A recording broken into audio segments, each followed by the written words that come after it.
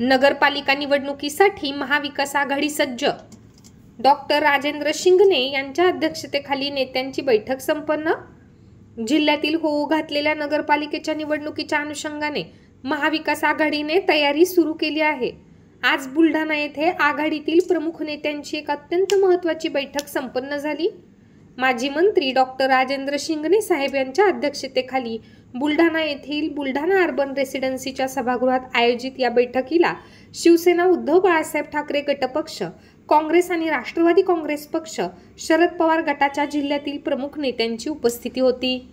बैठकीमध्ये नगरपालिका निवडणुकीसाठी रणनीती ठरवणे, जागा वाटपावर प्राथमिक चर्चा करणे आणि तिन्ही पक्षांच्या कार्यकर्त्यांमध्ये एकजूट साधणे यावरती भर देण्यात आला.